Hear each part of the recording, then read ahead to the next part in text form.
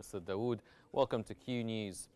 Now, given the preliminary nature and confidentiality of the Doha talks, what are the most significant obstacles to bridging the gaps between Hamas and Israel for a lasting truce?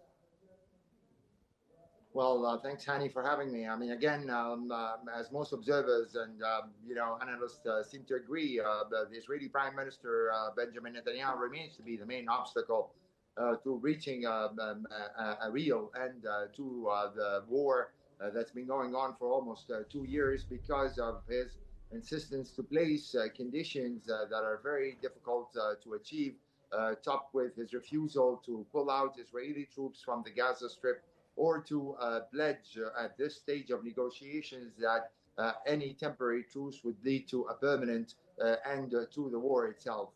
Netanyahu, again, since the talks started to reach a permanent truce, starting the era of former U.S. President Biden, has always maintained the same position that he is not going to allow the Hamas to control the Gaza Strip. And at the same time, he also does not want the Palestinian Authority to control the Gaza Strip. And from his perspective, and even during his statements with the U.S. President Donald Trump at the White House yesterday, Israel should, from his point of view, continue to maintain security control over all occupied Palestinian territories, whether Gaza or the West Bank, without any serious prospect for a peace process that would lead to the creation of a Palestinian state. Yes, so, well, Well, sir, how do the ongoing forced evacuations and the intensified military operations in Qnews, coupled with the targeting of safe zones, complicate efforts for de-escalation and humanitarian relief?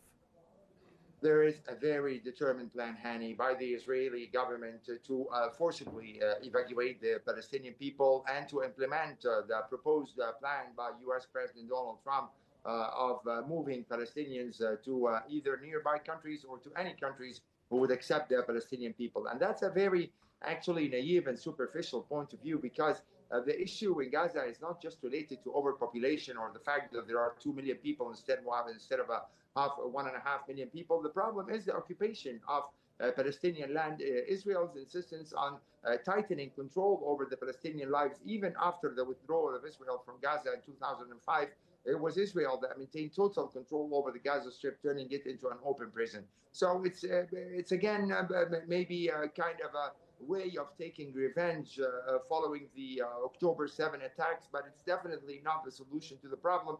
If not, that it will lead to creating far more problems if Palestinians were actually forced to evacuate due to this barbaric military operation that Israel has been conducting, especially after breaching the ceasefire on March 18. So it's very obvious they want to squeeze the Palestinian population, even according to official statements by the Israeli Defense Minister Israel Katz, that they want to create a so-called alleged humanitarian zone south of Khan Yunis, close to the border with Egypt, where they want to move all the Palestinian residents of Gaza, where they're going to control the distribution of food. And basically, that's another way of making life totally unbearable for the Palestinian people, to force them to leave the Gaza Strip. Yes. So would you say this is one of the immediate and long-term consequences of the plan? What are also the consequences of the critical food shortages and clinic closures on Gaza's healthcare system? And what international pressure points are most effective then? You know, I mean, there are no words. I mean, I think everybody's run out of words to describe how disastrous the situation in Gaza Strip has been. I mean, and even more after the resumption of the military operations more than 3 months ago. I mean, again, after which Israel announced a total closure of the Gaza borders, and then they came up with this, attempt to distribute food through the so-called Gaza Humanitarian Foundation, basically a company run by U.S. and Israeli intelligence or former intelligence officials, which turned into basically a death trap for the Palestinians, which actually, Hani, if you think about it, it's a horrible reflection of the miserable life the Palestinians are living.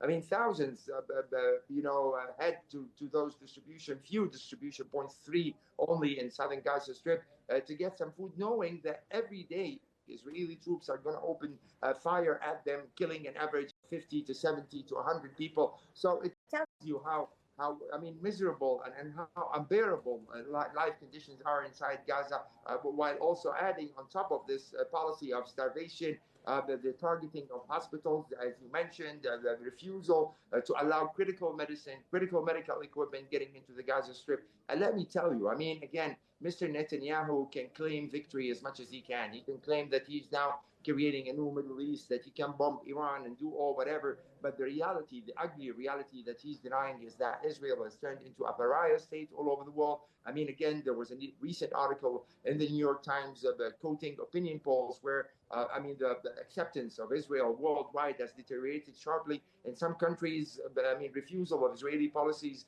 has overcome 75%. So, yes, you can claim whatever victory you want, but at the end of the day, Benjamin Netanyahu is a suspected war criminal, together with his former defense minister, Yoav Gallant, along with many other top Israeli officials. Israel is live on TV killing hundreds of Palestinians every day, and definitely that's not going to create conditions in which we can restore peace, or Israel can dream about normalizing ties with the Arab world or starting trade with the Arab world. This is massacre in which nearly 60,000 people have been killed, mostly women and children, is not going to be forgotten or forgiven easily, to let me say.